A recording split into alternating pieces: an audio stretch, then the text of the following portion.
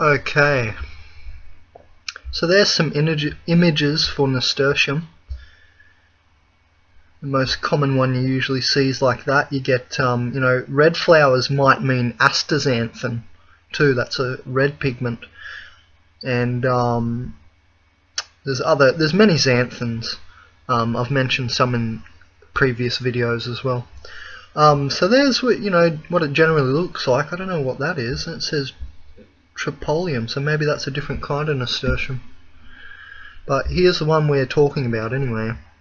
Oh well, it says Tropaeolum, commonly known as nasturtium. Yeah, literally nose twister or nose tweaker, is a genus of roughly 80 species of annual and perennial herbaceous flowering plants. So there's quite a lot. There's 80 of them.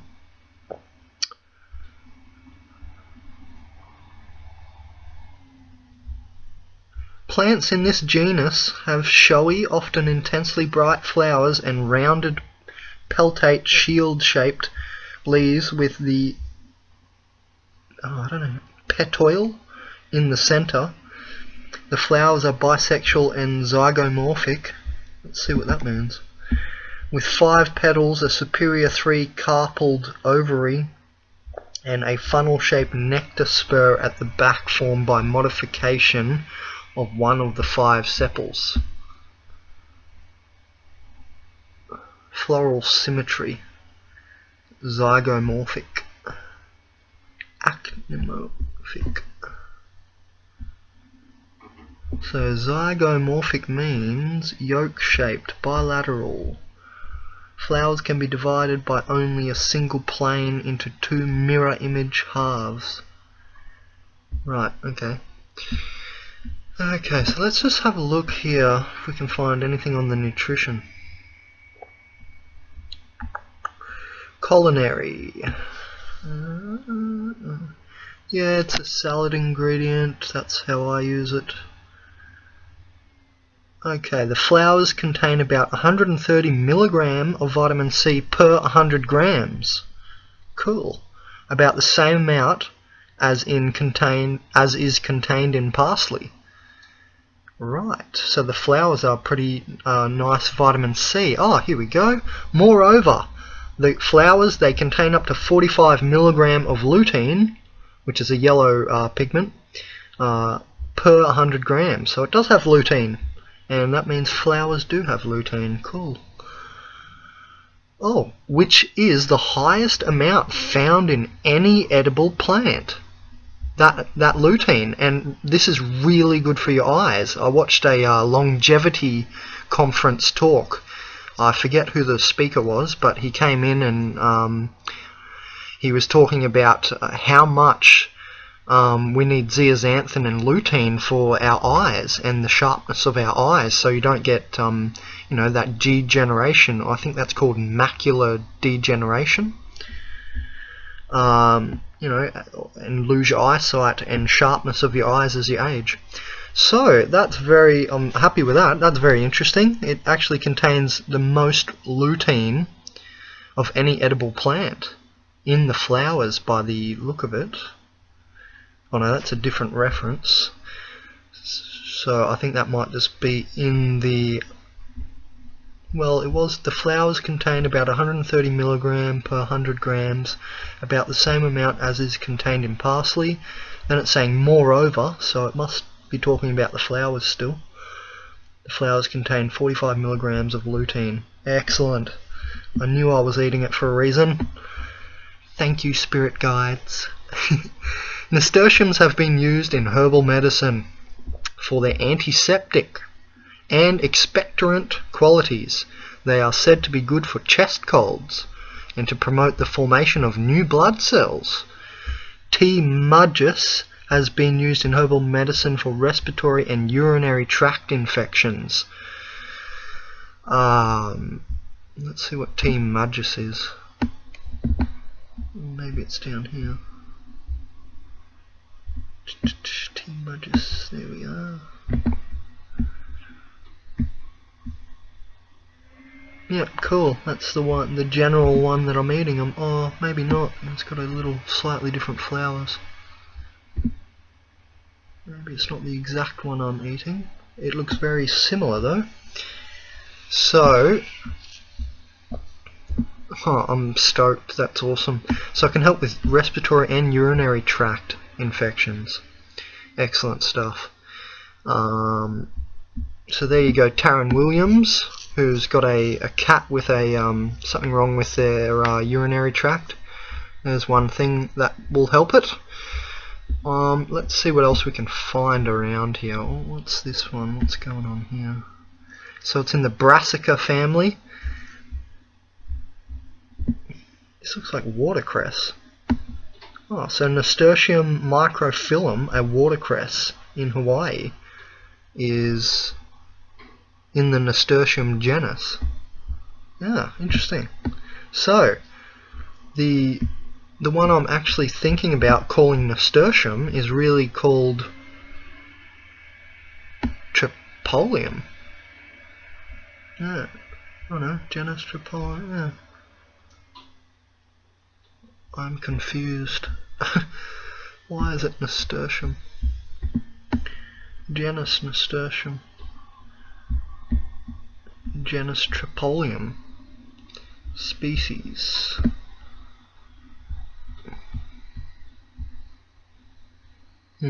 So it's a Tropaeolum. Why are we calling it nasturtium then? Commonly known as nasturtium. Interesting. So there you go. The watercress is in the same family or genus. So nasturtium and watercress are related there. Cool. So they're in the Brassica family, or Brassicaceae, cabbage family. What else is in the Brassica? Isn't that the dandelion family as well, I think? Anyway, let's have a look what else we can find on Nasturtium or Tropaeolum Majus. Yeah, that looks like the one I'm eating, Tropaeolum Majus. So I'm going to have to call this video that. Yeah, so you get a different few pigments. You get, you know, astaxanthin, there's probably other red pigments, orange and yellow, and zeaxanthin. And that's awesome that it contains such high amounts. Now, they're very easy to grow. You know, if it's a really hot day and they're quite a young plant, they'll suffer some leaf damage and you might have to give them some water, like in the middle of summer and stuff. But otherwise, they grow really, really quickly, and really, they're quite hardy. You can start the seed. Oh, actually, and the seeds, when they flower and the bee comes along and pollinates the flower, it turns into a caper. It's called poor man's capers. So you can actually eat the seeds too.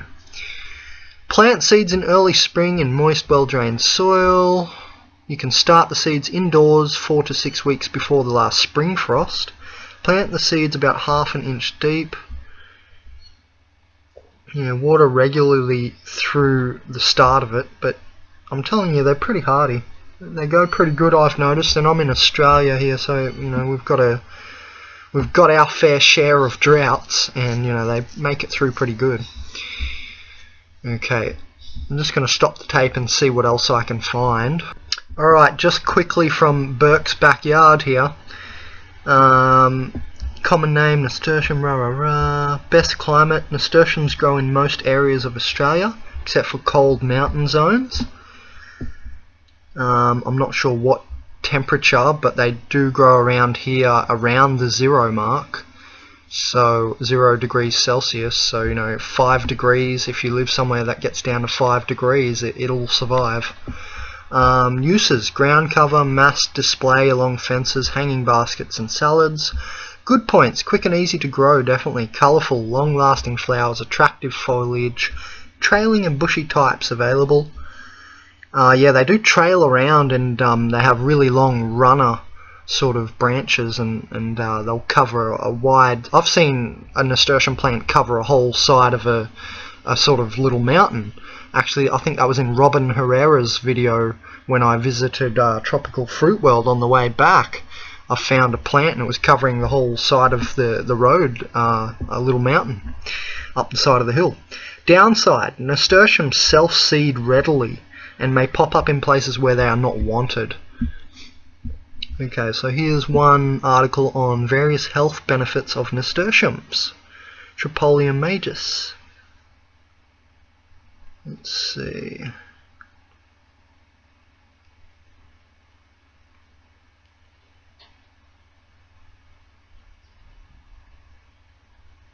In fact, they were considered so important that no little home was without a nasturtium plant if they could avoid it. The plants are also so undemanding that they were perfect for rocky soil of the Andes. In the 1600s in England, nasturtiums were a valued plant and were called Indian cress because of their similarity in flavour to watercress. I don't think I've had actual watercress, so I can't say, but you know, that's one thing I'm pissed off about in Australia. They name land cress, American land cress here as watercress, and it's not watercress, it doesn't grow in the water. And the reason is because, well, not the reason, but the reason we're not allowed to grow watercress here in Australia is, and you won't find it at the nurseries, is because it's like an invasive thing. You know, if it hits the water, it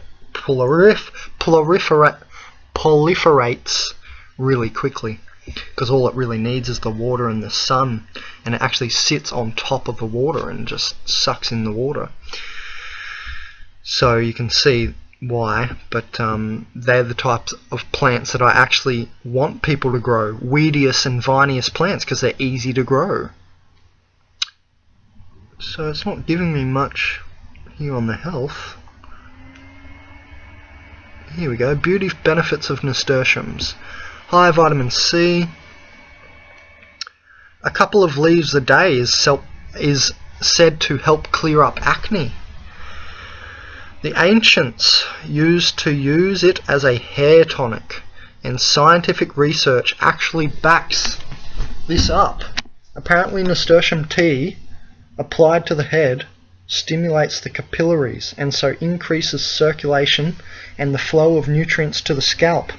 Awesome! I've been looking for an easy hair cure. Not that I'm losing my hair at 28, but that might happen one day. So the tea can also be used in place of a toner for oily skin. Make your own nasturtium tea. Place 1 cup of flowers and or buds in a litre of water in a pot. Cover and allow to simmer 15 minutes. Remember, you don't want to cook your tea. It's best to, when you're making any tea, you don't have to bring it to boiling point to extract all the stuff. You'll get plenty of stuff out with hot water extraction at, 90, 80 degrees.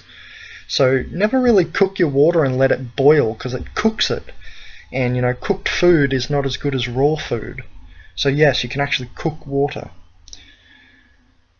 And I can taste the difference, definitely. I know when I've cooked it too far, so just get used to that. It's like a taste and a smell almost too. This is a bit more effort, but makes is great for the hair. So mix 1 cup each of nettle, nasturtium and rosemary into 2 litres of water.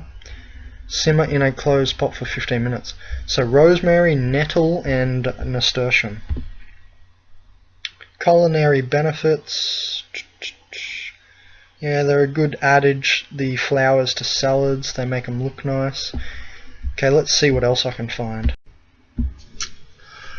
Okay, I found a few more articles. This one is pretty much reiterating the whole thing about the hair growth supplement that we talked about, the hair treatment. And it says they are naturally antibiotic.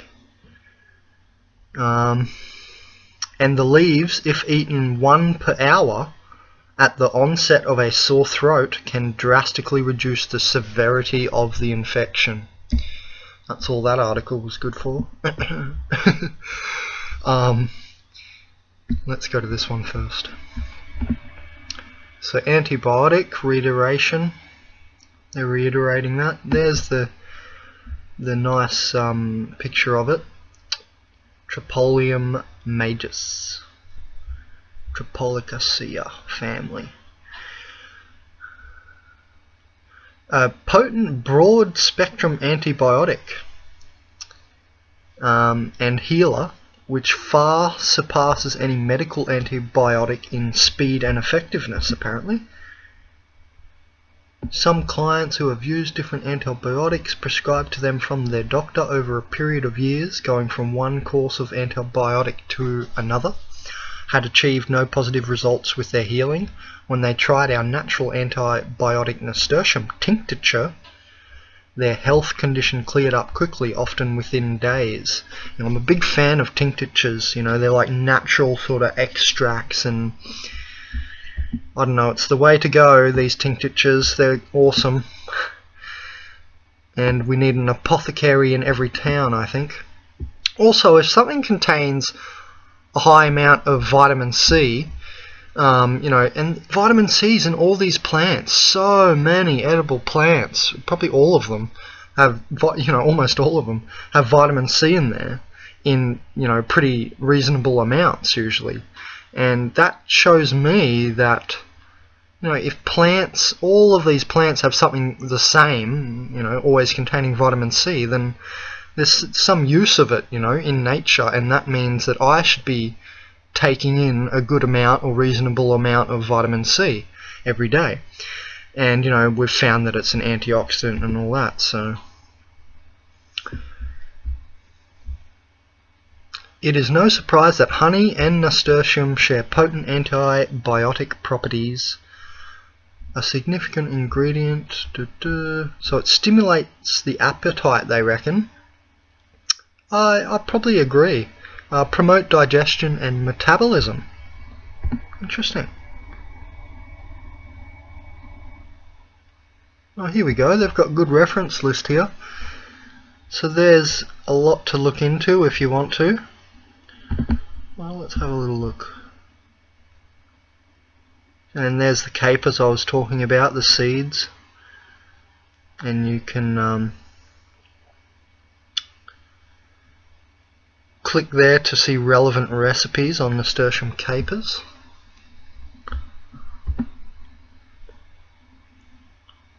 Nasturtium and potato soup.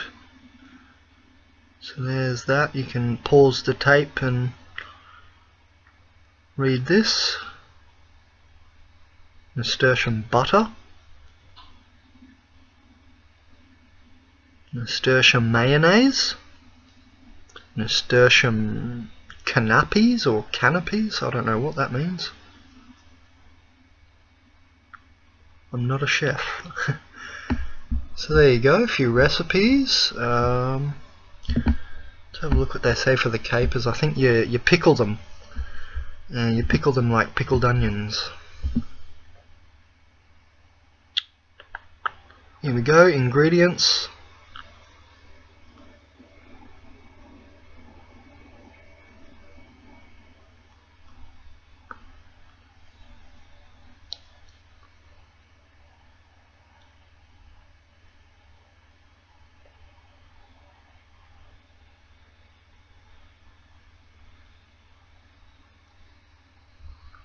Interesting. Okay.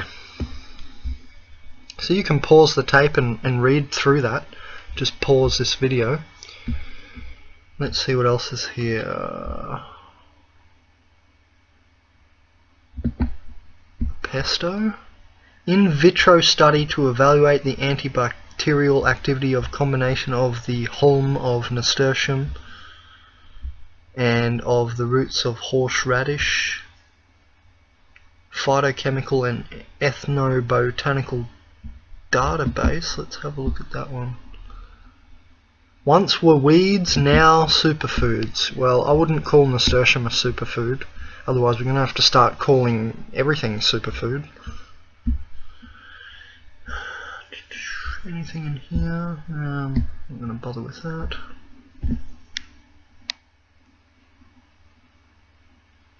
What makes a plant a weed? The definition is subjective and very much dependent on context, but if it's of a hardy nature, an invasive character and nobody really likes it very much. Greenery is more likely to be viewed as a pest than premium growth. Okay, I think that was about dandelion more. The best au pesto made with nasturtium leaves. Right, where's the recipe?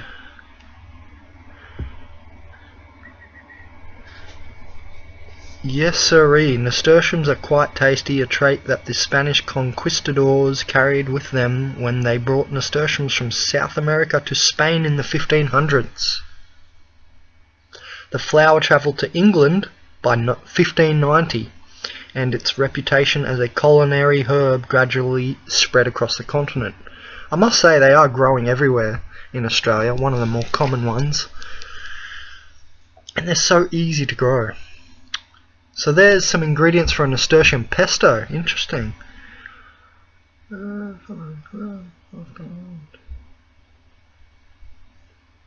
Nice. I like it. Okay, so a few recipes for you there. Let's just have a look what this one says, this last article from WebMD. I usually check this one because it's, you know, a bit of an astute-natured one. People take nasturtium in combination with other herbs for urinary tract infections, swollen airways. So there you go, Taryn Williams. You were saying your cat's got a swollen urinary tract. So nasturtium actually, look at this synchronicity. We were just talking about this yesterday, and then I find all this. And so you might want to think about taking a tincture or something of nasturtium, or even just feeding it to your cat maybe, I don't know. Look into it. Cough and bronchitis it's used for. Nasturtium is sometimes applied directly to the skin in combination with other herbs for mild muscular pain. So you might even be able to eat the nasturtium, feed it to your cat, put it in its food, or make that pesto. The cat might eat that pesto, and it says you can actually topically apply it to the skin as well. So, and you know, the vitamin C helps fight bacteria, fungi, viruses and tumours as well. And there's that again. Let's look for side effects. So you don't want to take it if you're a pregnant woman, because it's not known. Nasturtium is unsafe for children when taken by mouth. There isn't enough information to know if nasturtium might be safe for children when applied to the skin. Wow, so they're saying it's not safe for children. I don't know why. Stomach or intestinal ulcers. Don't take nasturtium if you have stomach or intestinal ulcers. It's unsafe. So you need a strong stomach, they're saying. Kidney disease. Don't take nasturtium if you have kidney disease. It's unsafe. So there you go. That's why I always check this one, just in case, because, you know, it's pretty astute a website. Let's have a look at the interactions.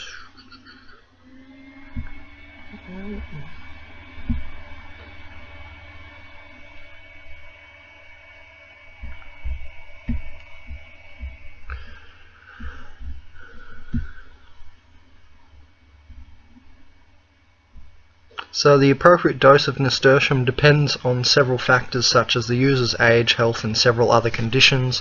You know, that you run into that sort of warning, you know, with many foods. So you should always research your food, obviously. Alright, so there you go. That's very interesting.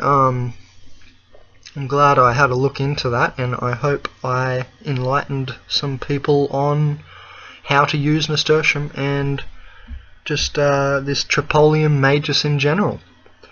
This is a video of the $30 Bandit food plant teaching series. I'm Benjamin Couwenberg from www.consciousazine.com, and conscious and then just azine, the end of magazine.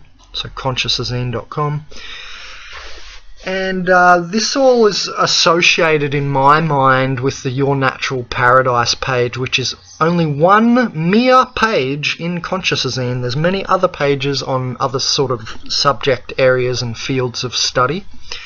So, you know, consciousasine is largely about these changed times at the eschaton and 2012. So this all fits with the whole organic movement. You know, there's only maybe 30, 50,000, something like that, you know, tops 100,000 people who are really getting into like super health and really riding the walking over this first biorevolution bridge 1, which is a term coined by Ray Kurzweil, that futurist, also known as the transcendent man, you know, which is about slower aging, and all of these tinctures and extracts and eating healthy, eating raw food, getting away from herbicides, pesticides, larvicides, suicides, you know, moving into organic manic, away from synthetic. All this stuff is associated with, you know, finally at the end of history we have a proper method of thinking, or, you know, not a proper method, but a good method of thinking beyond just belief and folklore, called science. And, you know, I'm just glad that we have that these days, so we don't have to rely on the ecclesiastical clergy and the religious belief systems of morons. No more Rons. And, you know, I'm just glad that everybody's been donating to me, and, well, you know, not everyone. It's sometimes hard for me to gather up, you know, the next sort of 3 videos or whatever, and a few people will donate at a time, usually because I'll send a sort of mass message out on Facebook to all my friends. And for those who have donated, I just want to say, you know, thank you, and I think we're really going to be part of the effect of change here, because, you know, this food plant teaching series is so open-ended. I can really, it's not too rigid. I can take it in different directions, and, you know, I'm just really happy that you guys are supporting me through that too, because there's not much else I'd rather do as a, you know, occupation. So this, I guess, has really become my occupation because it's sort of paid work. And not all of it is paid work. Some videos I've just shot out of the goodness of my heart for free. And I do want to let you know, though, that I really appreciate your donations, because I am still a student, and you know, I don't have another job, and I don't want to, and I won't allow myself to just get a random job that's not along, I don't know, got nothing to do with my path or purpose, or that isn't interesting to me. And, you know, I'm not just going to go work at McDonald's, you know.